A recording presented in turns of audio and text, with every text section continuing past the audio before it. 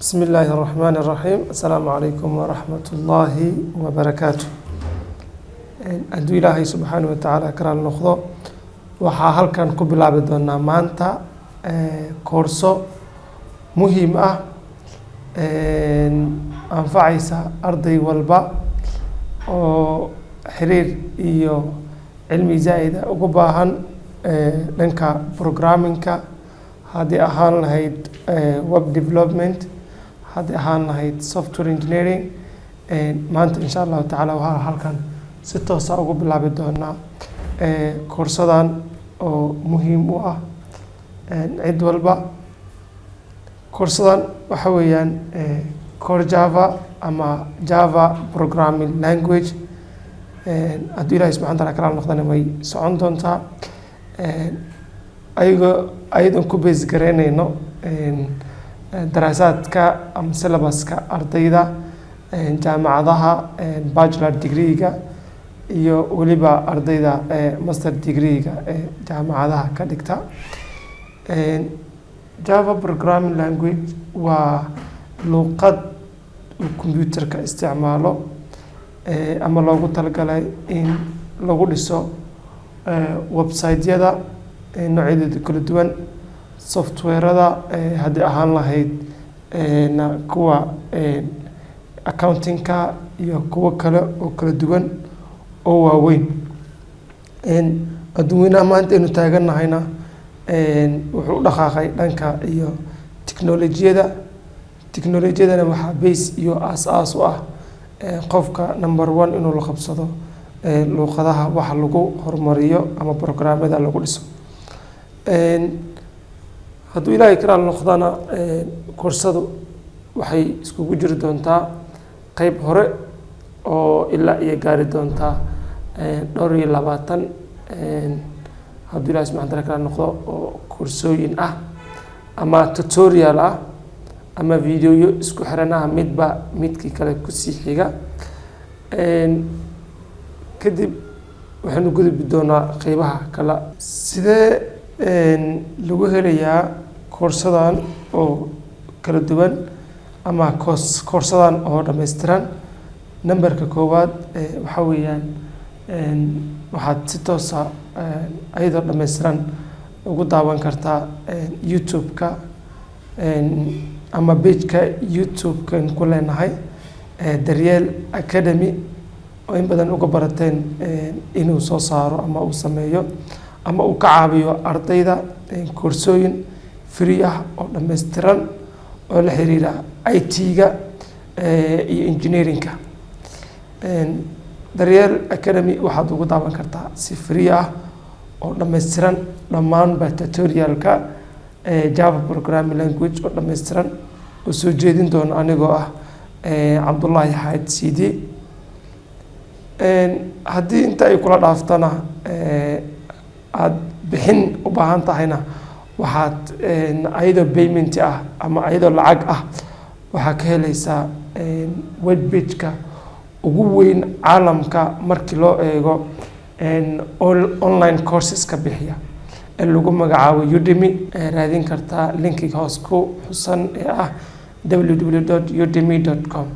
intaa wixii ka dhammaystiran markii videodii laga soo tago qeybta saddexaad aad ka heli kartid koorsadan oo dhammaystiran waxaa weeyaan Bayaan Software Company oo ah company Soomaaliyeed oo si caalami ah u shaqeeya dhowr dal adduunka ka mid ahna ka shaqeeya ama ka howlgala bixiyana cashiro online ah sida maxaa yidhahdaa online courseska iyo weliba one to one or face to face classes oo ayagana online ah iyo kuwa weliba offline ah. company-gan wuxuu ka shaqeeyaa dhammaanba caalamka, dalalka Hindiya, China, Turkey iyo Afrikada dhammaantood isku soo duuduub iyo xafiiskiisa ugu weyn uu ku leeyahay dalkanagii Soomaaliya caasimadiisa Muqdisho iyo gobolada kala duwan ee dalka. company-gan haddana hal iyo laba ka sheega asagana waa company sameeya website-yada mobile applicationska software-ada kala duwan kuwa accountingka iyo kuwa maxay rahdaay online haddii ahaan lahayd kuwa ay ku shaqeeyaan maqaayadaha oo online food delivery ah, online shopping ah, management systemyada kala duwan ee caalamka maanta u isticmaalo ayagoo noocyadii ugu dambeeyey functionalitygiisana uu weyn yahay, kursiga maxay rahdaa securitygiisana in zaa-idah laga baaraan degay. waxaa kale ay caawinaysaa ardayda dhammaysanaysa jaamacadda last yearka haddii ama ay u sameysaa projectyada ama ay ka saacidaa projectyada jaamacadda ugu dambeeya buugkiisii iyo projectgiisii oo dhammaystiran. intaa kadib waxaan u gudagelayaa faa'iidada iyo saacidaada ardayda ay ka helayaan ama importantiga uu leeyahay luqadan Java programming language. Java programming language waa sidaan hore usoo sheegnay, waa luqad lagu develop gareeyo ama lagu sameeyo systemyada adduunka ama systemska ku shaqeeya kuwa online-ka ah iyo weliba kuwa offline-ka ah. Systemyada ugu weyn ee lagu sameeyo waxaa ka mid ah systemyada lagu sameeyo Java programming language waxaa ka mid ah desktop applications ama applicationada ku shaqeeya setup-ka ama next lagu sameeyo oo yani uu ku shaqeeyo waxaa lagu sameeyaa badankoodba Java programming language. dhan kale sidoo kale waxaa lagu horumariyaa scientific subjectska aan iraahday scientific systemska ama scientific projectska. sidoo kale Java programming language waxay ka saacidaysaa inaad sameysid oo horumarisid website-dana laba loo qeybiyaa static. haddii static uu yahay wax back end ama programming language oo baahnid marka laga soo reebo front page-ka, laakiin markaad u baahan tahay dynamic yani mid oo functionalitygiisu shaqeynayo waxaa u baahan tahay Java programming language. luqado kale lagu horumariyo way jiraan, laakiin dadka badanaa waxay door bidaan Java programming language ayadoo weliba u tixgelinaya inay tahay luqad wax lagu horumariyo ama lagu sameeyo system tan ugu security badan. yani qofka inuu wax sameeyo waxa kaga khalisan amniga iyo amaanka ay leedahay waxa uu sameyn doono. marka Java programming language waxaa lagu doortaa inay tahay the most security platform or programming language lagu dhiso systemyada iyo website-yada iyo sidoo kale desktop applicationska. caadiyan waxaan ognahay inay Java ay tahay high level or class based or object oriented programming language.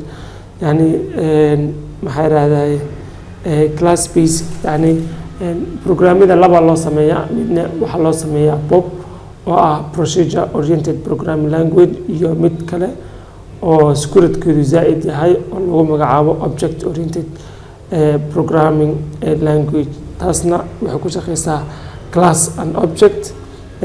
marka ayadana markaan si deeply u gaarno aan sharxi doonaa biidin illaahi albaari. sidoo kale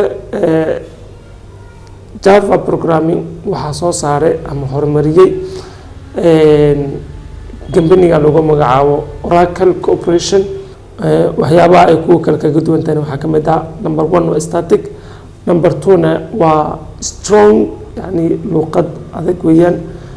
qaybta saddexaad waa the most safest language ama midda ugu amaanka adag marka laga soo yani marka loo eego dhammaan programming languageska haddii ahaan lahayd C++, Java yani maxay rahdaa Python. waxay isku raaceen inay tahay Java midka ugu amaanka badan. markii ugu horeysay ee luqadan la soo saaray waxay ahayd bishii May 23 1995 waxay ilaa haddana shaqeynaysaa muddo ku dhawaad 26 sano. ninkii soo saarayna waxaa lagu magacaabi jiray James Gosling. haddaan intaa ayadana kaga gudbo waxaan u gudbi doonaa waxyaabaha loo isticmaalo oo ay kala yihiin in loo isticmaalo qaybta dambe any system or any software oo ah backend. haddii aad u baahan tahay inaad software dhistid waxaa loo qeybiyaa laba qaybood oo ah front page-kii oo HTML iyo CSS ah iyo qaybta dambe oo maxaa yidhahdaa programming language ah sida ugu muhiimsanna loo isticmaalo Java. ayadana hadda inta kaga sii gudbo waxaan galaynaa marka role-ka ama doorka ay ku leedahay Javada dhanka markii loo eego software development-ga. any software development maanta adduunka isticmaalo ku dhawaad 3 milyan oo system ah oo maanta online iyo offline iskugu jira oo caalamka yaala. inta ugu badan 3 milyan lagu sameeyay oo system ah oo lagu dhisay maadaan programming language-ka lagu magacaabo Java programming language waxaa lagu dhisaa dhammaanba noocyada kala duwan systemka ama systemyada kala duwan ama 3 milyan oo users ah.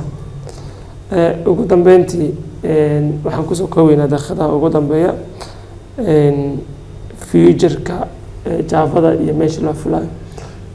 Java way jirtay sida qorayaasha iyo buugagta badanba ku qoran basekeedu aragsan hore soo sheegnay iyo awoodeedii maxay yiraahdaa in badan laga soo shaqeeyay waxay la qiyaasayaa ama la sheegayaa 50 sano ee soo horeysa in luqadan ay sii jiri doonto systemyaduna ay sii shaqeyn doonaan maxay yiraahdaa mar walbana update-keedu uu badan yahay iskuuradkeedana in asal ah u wato. marka waxayna ka saacidaysaa marba haddii qaybta koowaad aad core Java aad diyaarisid aad baratid ilaa iyo waxay gaarayaan 22 tutorial.